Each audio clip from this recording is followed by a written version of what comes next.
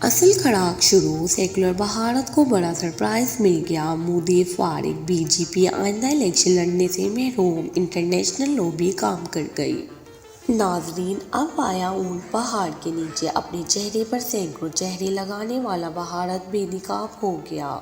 مسلمانوں کا قاتل شیطان صرف مودی اب عالمی پکڑ میں آ گیا۔ سعودیہ، ترکی، متحدہ عرب امارات سب نے بھارت کا بائیکاٹ کر دیا۔ کسان مارچ بھی بی جے پی حکومت کے تابوت میں آخری کیل ٹھوک گیا۔ عالمی رہنماؤں کو اپنے ملک آنے کی دعوت دینے والا مودی عالمی اداروں کے کارندوں پر ظلم کے پہاڑ توڑنے لگا۔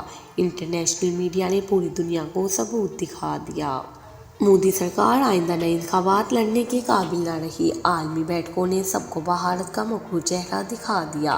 اصل کھیل تو اب شروع ہوا۔ کسانوں کے مارچ نے بھی شیطان صرف حکومت کے گرد گھیرا تنگ کر دیا۔ لیکن کیا مودی سرکار ہر بار کی طرح اس بار بھی عالمی اداروں کی آنکھوں میں دھول جھونک سکیں گی؟ بھارت میں عالمی اداروں کے نمائندوں کے ساتھ کیا سلوک ہو رہا ہے؟ مودی سرکار کے لیے اب کون سی بڑی مشکل پیدا ہو گئی ہے؟ کیا اب سب مودی سرکار کے خلاف جا رہا ہے؟ ان تمام اہم ترین پوائنٹس کو آپ سے اسی ویڈیو میں 1 بائی 1 ڈسکس کیا جائے گا۔ ناظرین، برا کا منہ اس وقت کالا ہوتا ہے جب وہ برائی کے ہر حد کو چھو جائے، اور بھارت کے نریندر مودی نے ایک نہیں بلکہ ہزاروں حدوں کو عبور کیا ہے۔ کبھی گجرات میں مسلم فسادات میں مودی کا نام آتا ہے تو کبھی بابری مسجد کی جگہ رام مندر بنانے کے معاملے پر نریندر مودی کی جانب دیکھا جاتا ہے۔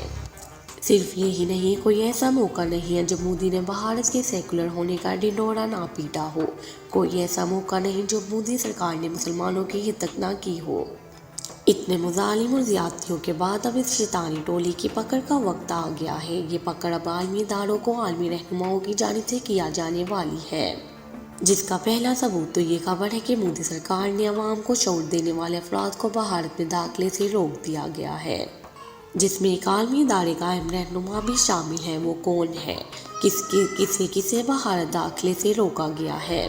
کسانوں کا مارچ اب کس طرح مودی کو تکنی کا ناچ نچا رہا ہے؟ کسانوں کو اب کیوں چھیڑا گیا ہے؟ کیا بی جے پی نئے انتخابات میں حصے لینے کے اہل ہے؟ کس عالمی ادارے نے بھارت کو پھر سے سیکولر ہونے کا طعنہ دیا ہے؟ بڑی خبروں نے تہلکہ مچا دیا۔ ویڈیو کی تفصیل میں جانے سے قبل گزارش ہے کہ چینل کو سبسکرائب کر لیں تاکہ ہر آنے والی نئی ویڈیو کا نوٹیفیکیشن آپ تک پہنچتا رہے۔ ناظرین، آج کی سب سے پہلی خبر تو بھارت کے کسانوں سے متعلق ہے۔ اطلاعات ہیں کہ بھارت میں کسانوں کا احتجاج روکنے کے لیے ہریانہ کی حکومت نے انتہائی نوعیت کے اقدامات شروع کر دیے ہیں۔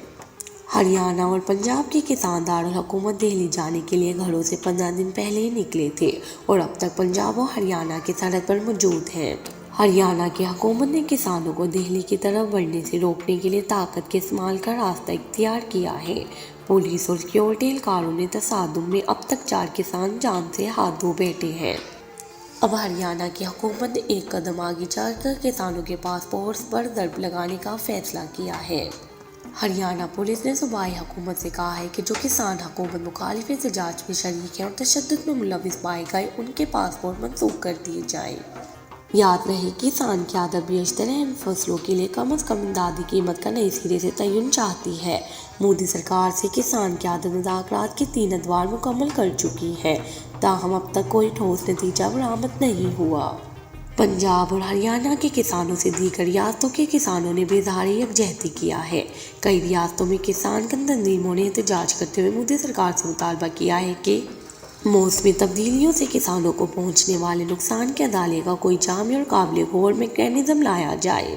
کسان مظاہرین میں ان مطالبات پورے نہ ہونے پر غم و غصے کی لہر میں مزید اضافہ دیکھا جا رہا ہے۔ بٹھنڈا، پنجاب میں کسان مظاہرین نے عالمی تجارتی تنظیم کا پتہ چلایا۔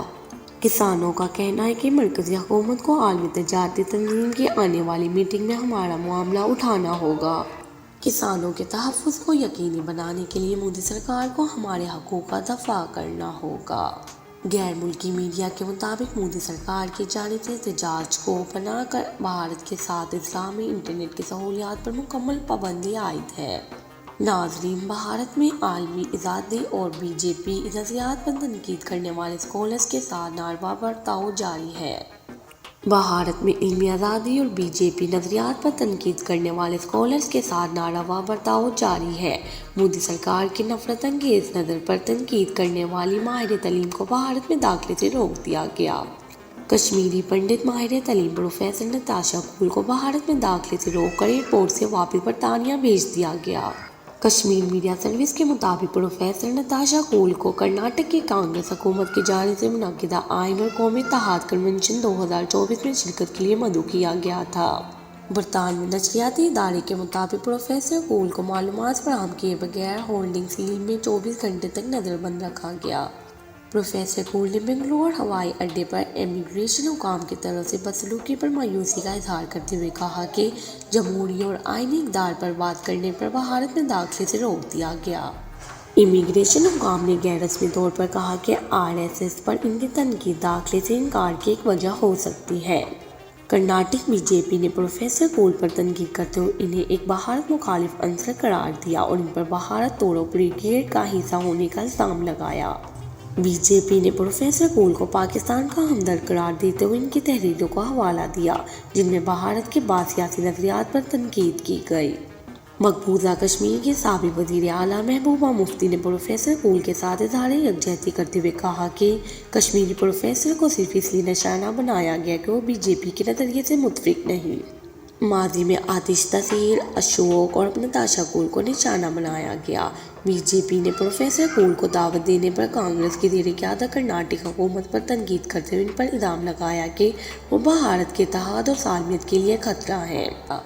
پروفیسر کول نے بنگلور ہوائی اڈے پر امیگریشن حکام کی طرف سے بدسلوکی پر مایوسی کا اظہار کرتے ہوئے کہا کہ جمہوری اور آئینی اقدار پر بات کرنے پر بھارت میں داخلے سے روک دیا گیا۔ امیگریشن حکام نے غیر رسمی طور پر کہا کہ RSS پر ان کی تنقید داخلے سے انکار کی ایک وجہ ہو سکتی ہے۔